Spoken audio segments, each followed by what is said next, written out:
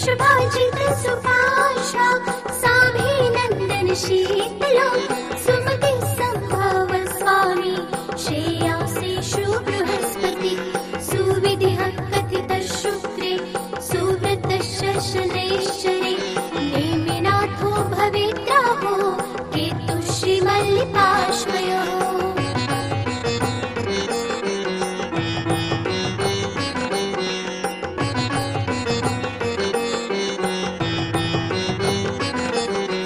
जन्मलग्नं च राशिं च यदि पीडयति खेचरा तदा सम्पूजये धीमान् खेचरा सहताञ्जनान् भद्रबाहु गुरुर्वाग्मी पञ्चमः श्रुतकेवली विद्याप्रसादतः पूर्वं ग्रहशान्तिविधिं कृता यः पठेत्रावृताय शुचिर्भूत्वा समाहिता विपत्तितो भवेत् शान्तिः श्रीमहतस्य पदे पदे श्रीमहतस्य पदे पदे श्रीमहतस्य पदे पदे।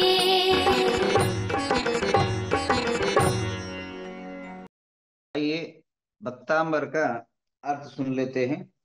अल्पा सुतम सुतवता परिहास धाम तद्भक्तिरेव मुकुरे कुरुते बलान्माम यत् कोकिल किल मधो मधुरम विरोति तच्चाम्रचार कलिका निकरे कहेतु। जो है मैं अल्प श्रुत का धारी हूं, मैं जो है बहुत ही जो है ज्ञान कम रखता हूं, मैं अज्ञान से परिपूर्ण हूं, मेरे अंदर अज्ञानता भरी है, ज्ञान बहुत कम है। प्रभु आप सूर्य की तरह है, मैं दीप की तरह हूं। प्रभु आप समुद्र की तरह अपार गुणों के समुद्र स्वरूप है और मैं एक कुएं की तरह हूं। मैं आपका गुण का वर्णन करना सूत्र बताम परिहास धाम, यानी जो श्रुत को धारण करने वाले ज्ञानी पुरुष है, बुद्धिमान परिहास्य, उनके हास्य के पात्र हो जाऊंगा। पता है मतलब कहना कह तात्पर्य है, आचार्य मांग तुंग कह रहे हैं कि हे परमात्मा भगवान, मैं आपकी भक्ति में तत्पर हुआ हूं। आप अनंत गुण के धारी है, अनंत शक्ति के धारी है, अनंतानंत जो शौर्य पराक्रम वीर्य अनंत सुख अनंत ज्ञान अनंत जो है तेज के धारी, अनंत चतुष्टय के धारी है। और मैं क्षोभसम कर्म से मेरी बुद्धि अल्प है और मैं आपको कुछ बोलने जाऊंगा तो मैं विद्वान लोगों के विद्वान परिजनों में हास्य के पात्र बन जाऊंगा। बड़ी जो है छोटी जबान, छोटी कद, छोटा विचार, छोटा ज्ञान, छोटा जो है हमारी विचारधारा से आपका स्तुति करना यानी सूर्य को दीपक दिखाने जैसा है।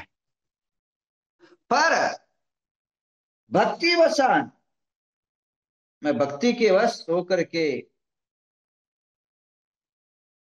भक्ति रेव मुखरे कुरते बलान्मा, अभी आने वाला है अगले 1 महीने के बाद वसंत ऋतु।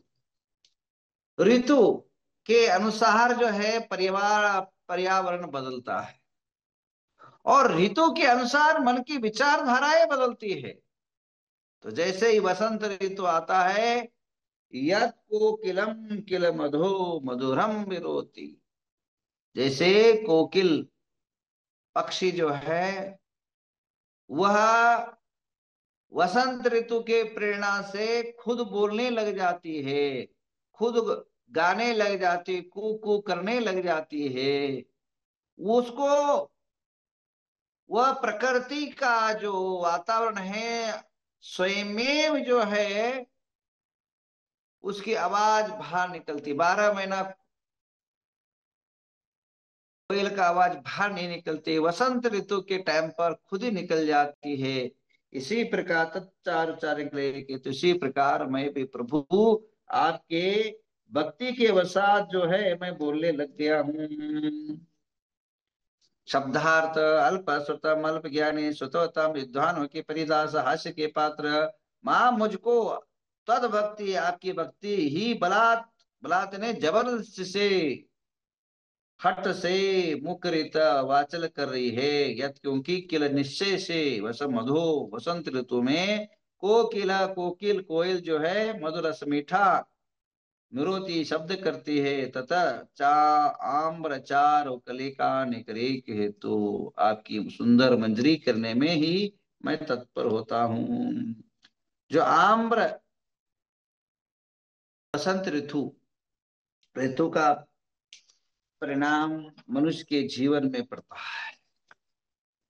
ऋतु का प्रभाव पर्यावरण में पड़ता है। ऋतु का प्रभाव मनुष्य के हर प्राणियों पर पड़ता है। ऋतु का प्रभाव मनुष्य के परिवार में पड़ता है। ऋतु का परिणाम अपने देह के अंदर अर्गन्स पर पड़ता है। इसलिए है ऋतु के अनुसार हम अपने जीवन को ढाले।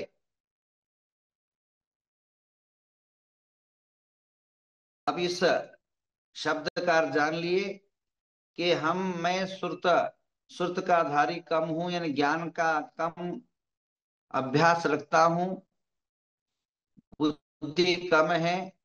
मैं जानता हूं मांगी तुम कह रहे कि विद्वानों के सामने मैं हास्य का पात्र हो जाऊंगा, परिहास्य का पात्र हो जाऊंगा, मजाक का कारण बन जाऊंगा। तो भी भक्तिवश भक्ति के कारण जैसे कोकिल वसंत ऋतु के कारण बोलने लग जाती है, मैं आपके भक्ति के वश जो है मैं ये स्तुति ये स्तोत्र भक्तामृत स्तोत्र का रचना कर रहा हूं। प्रभु हास्य भले ही बन जाऊंगा, हास्य पात्र भले ही हो जाऊंगा, कोई बात नहीं, पर मैं भक्ति करके रहूंगा। इसका शब्दार्थ भावार्थ हुआ। यहाँ महत्व की बातें ये करनी है। वसंत ऋतु आप लोगों के जीवन में ऋतु के अनुसार भक्ति होती है।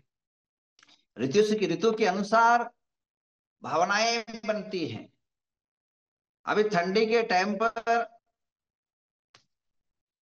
अगर कोई घंटों बैठ नहीं सकता है क्योंकि थोड़ा देर कम करेगा। ऋतु के अनुसार आपकी खाना का व्यवस्था है। आचार्य ने बताया जैसा जैसा ऋतु होता है वैसा वैसा जो है आपका आहार आदि भी बदलाव होना चाहिए। ध्यान रखिए ऋतु के अनुसार हर चर्या बदलती है। उठने का, सोने का, बैठने का, खाने का, जीने का तरीका ये बदलना चाहिए। अभी जैसे ही ठंडी ऋतु शुरू हो जाएगी, रात बड़े हो जाएंगे, दिन छोटे होते जाएंगे। तो कुछ वर्क जो है दिन में नहीं कर सकते और रात को करिए। और ध्यान रखिए आपका खाना ज्यादा भूख ज्यादा लगेगा। ध्यान रखिए ठंडी के दिनों में भूख ज्यादा लगती है, गर्मी के दिनों में प्यास ज्यादा लगती है और पानी तरल पदार्थ जाता है। और बरसात ऋतु में वात रोग होने के कारण खाना पचन क्रिया कम होता है। तो जो ठंडी के दिन में खाना ज्यादा आ जाता है तो खाना लिमिटेड खाना चाहिए,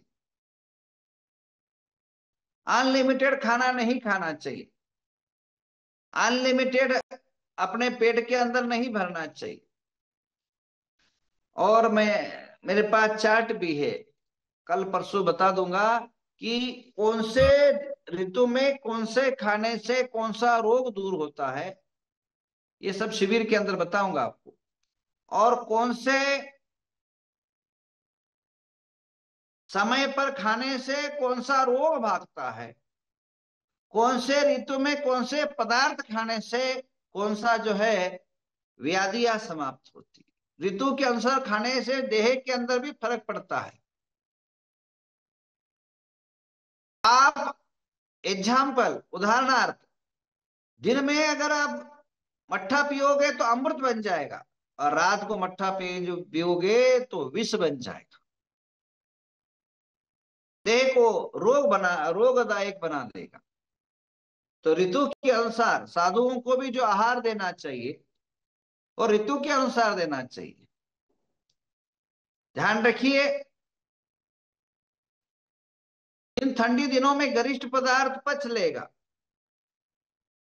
पर शीत पदार्थ अगर दोगे जिसमें ठंडी पैदा होती हो, ककड़ी है, मौसम्बी है, इन चीजों को, केला है, ये ठंडी के दिनों में वर्जित है। वह आपको नमोनिया, हार्ट अटैक, कफ और अपने पेट के अंदर, आंतड़िया के अंदर सूजन आ जाएगी। इसलिए आहार करते समय भी ध्यान रखना है कि कौन से टाइम पर कैसा आहार देना। आहार देने की बहुत गड़बड़ी रहती लोगों को, बस मेरे हाथ से अंदर पहुंच जाए, भाई पहुंच जाए, पर शांति और समाधान भी नहीं होता है।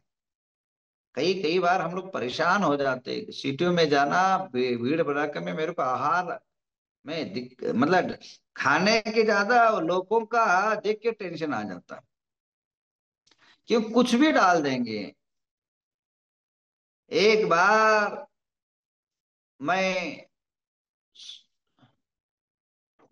सोनागर की यात्रा में था, ये 90 की बात है, 92 की बात है। टूर में था, यात्रा में था, प्रवास में था। ग्वालियर से निकले, 30 किलोमीटर दूरी पर सोनागर के बीच में एक ब्रह्मचारिणी थी। वो सुमति सागर के संघ की ब्रह्मचारिणी थी, संघ पत्नी थी, नाम याद नहीं है, सुशीला कुछ करके है। वो मरमरा गई होगी अभी, तो वो हुई तभी अदमुर, तभी जो है उम्र की थी। अब क्या हुआ, चौका बनाना शुरू किया, और थोड़ा सा गड़बड़ी वाली थी, और एक ही जगह एक कटोरे में नमक था और एक कटोरे में फिटकरी थी, और जितना खाना था, वो आहार बनाया था, सब्जी बनाई थी, दाल बनाया था या रोटी बनाई थी, सब में उसने क्या किया, नमक की जगह फिटकरी डाल दी। हाँ भाई। अब उसके बाद हम पहुंचे, अब हमको क्या लगे, अलग खाना शुरू हो गया, आहार शुरू हो गया, एक अजीब, एक गजब टाइप का स्वाद। अब क्या है, साधु है, उसको छोड़ भी नहीं सकते, अब खा भी नहीं सकते, और खाए तो दूसरा कुछ है भी नहीं, और कम से कम 25 किलोमीटर चल के गए थे, ऐसे ही भूख लगा था। अब वो खाने लाए तो वो मुंह में, और एक अजीब अजीब गरीब, अब खाए। बाजू वाले साधु थे, तो 15-20 इशारा किए, सब लोग ने इशारा करने लगे, क्या है। तब इशारा करने के आहार के बाद फिर ये तबीयत बिगड़ी, कम से कम 15 दिन तबीयत बिगड़ी।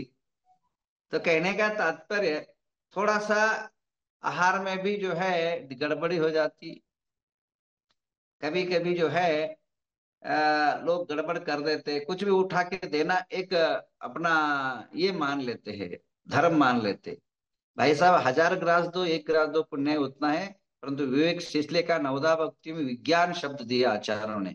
जब आहार दान दो तो सबसे पहला कौन सा शब्द दिया है, नवदा भक्ति। नवदा भक्ति के अंदर विज्ञान शब्द आया, विज्ञान का अर्थ विशेष ज्ञान होना चाहिए।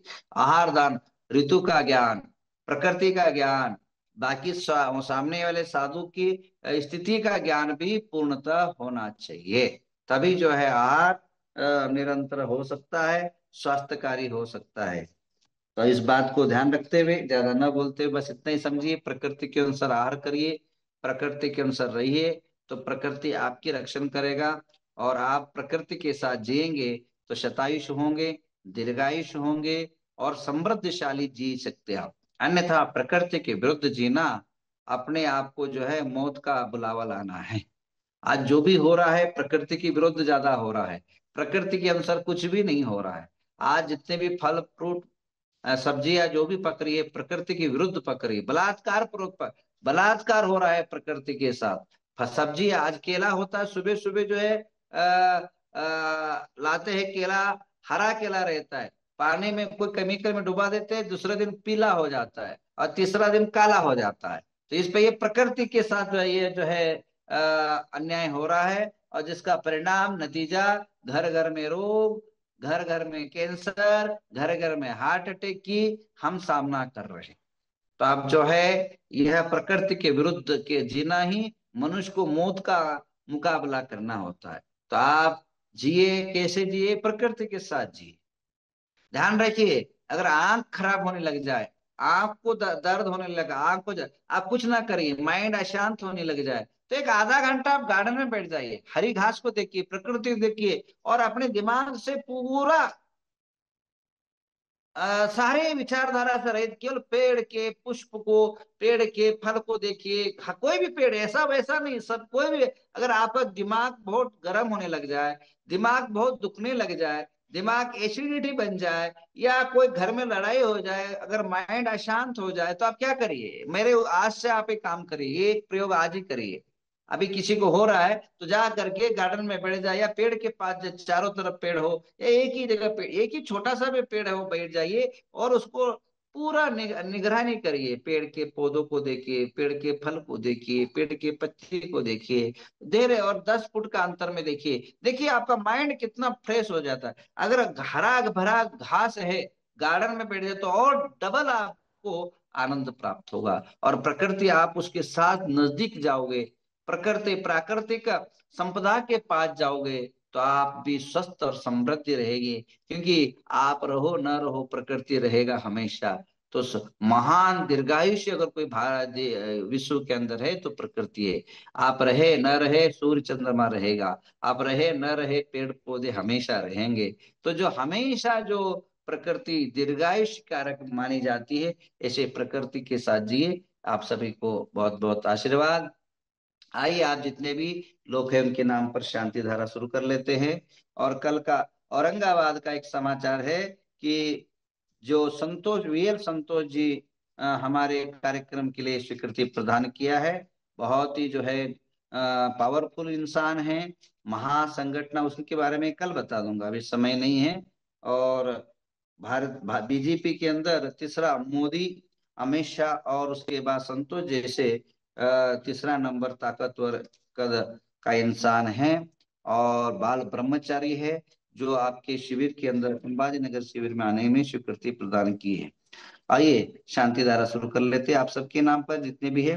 ओम नमो रते भगवते पार्श्वनाथ सर्वज्ञ स्वयं सिद्धा वदन दर्शन दिव्यायन सुखाय द्रो सत्यं धृषयारिका श्राव श्रविका गुणधर नंदी नाम देश। बोलिए सानंद जी, सबका नाम बोलिए। नमोस्तु नमोस्तु नमोस्तु गुरुदेव।